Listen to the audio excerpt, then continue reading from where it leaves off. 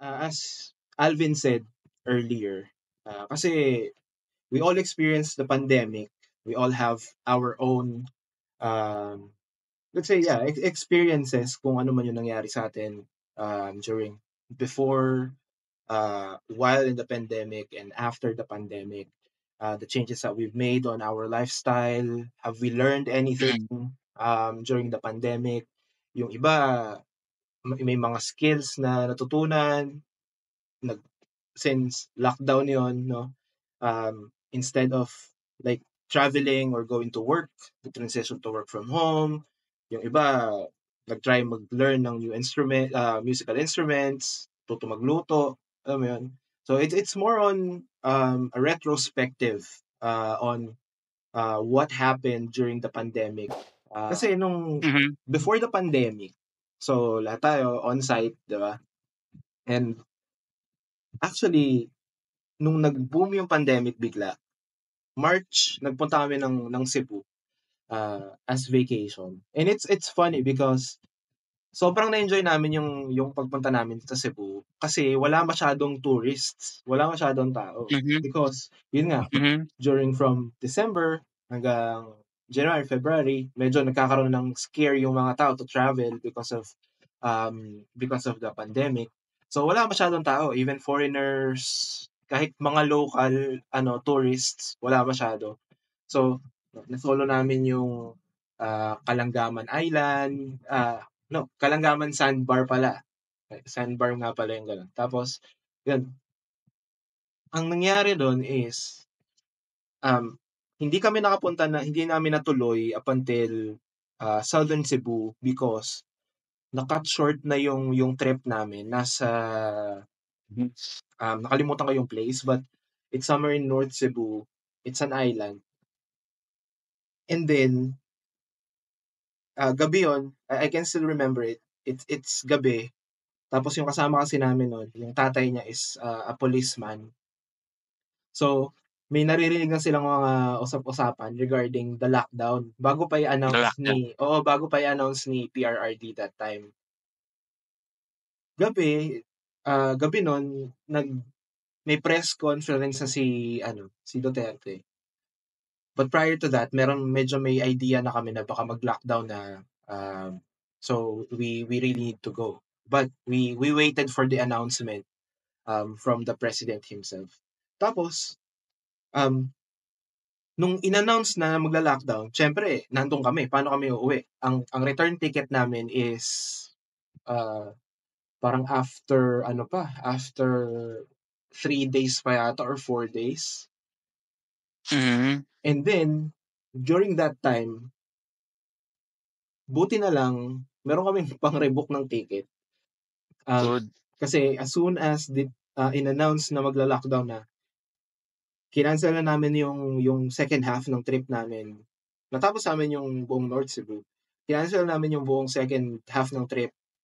And then, buti na lang din, may mga mura pang fares that time.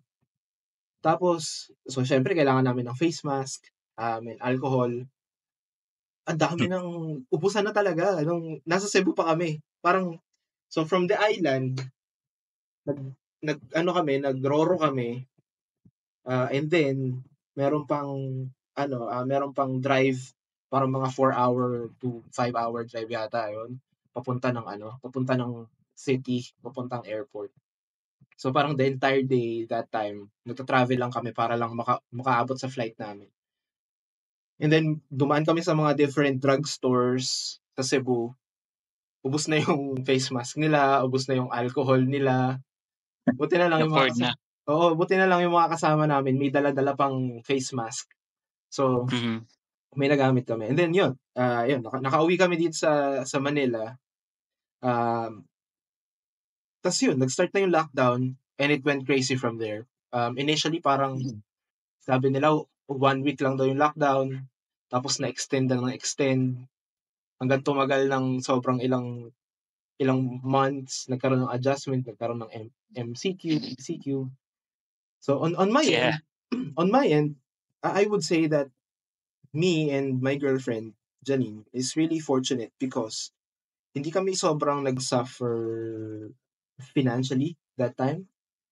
Kasi we were still able to keep our jobs because they implemented a work from home setup for us to be able to continue working. I know there even Tom, 'di ba? Ano ka, on-site ka pa rin that time, 'di ba? Yeah.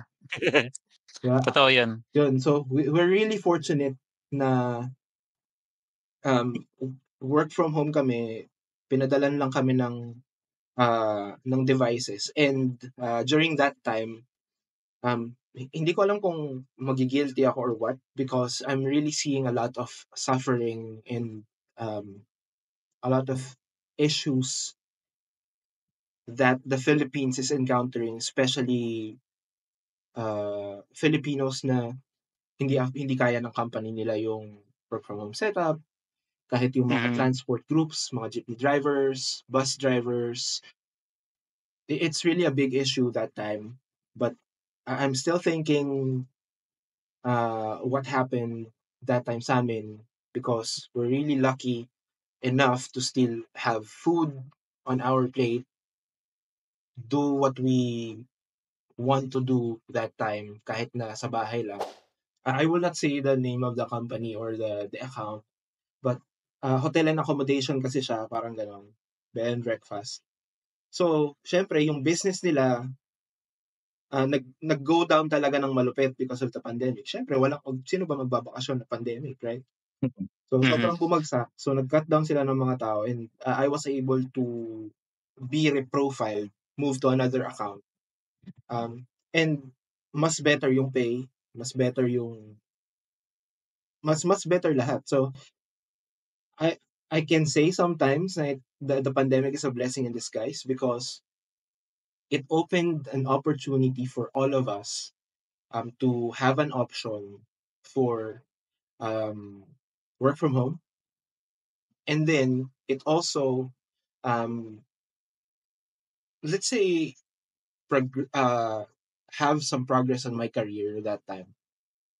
So it's really like memorable for not not only because of that, kasi syempre nasa bahay lang, so ang gastos mo lang is rent, pagkain, and then the bills.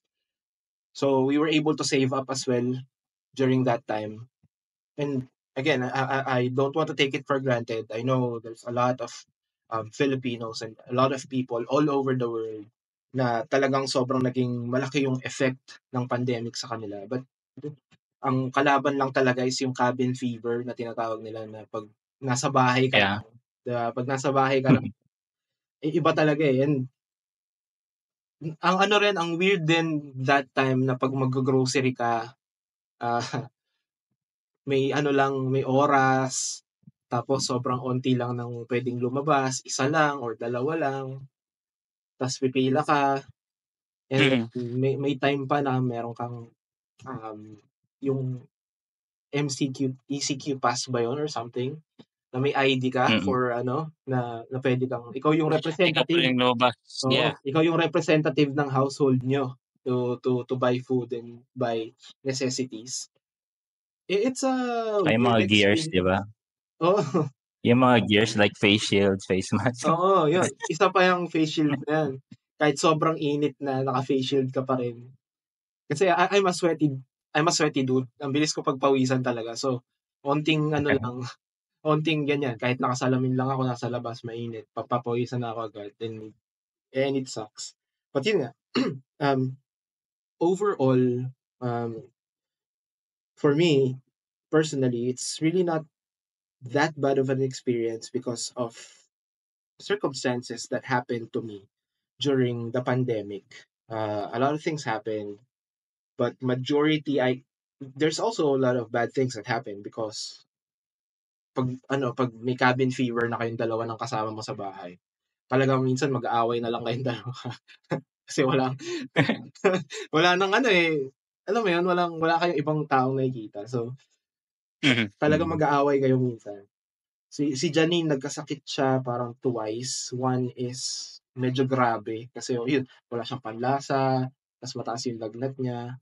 Pero sa bahay lang kami, hindi naman kami nagpa-check or what.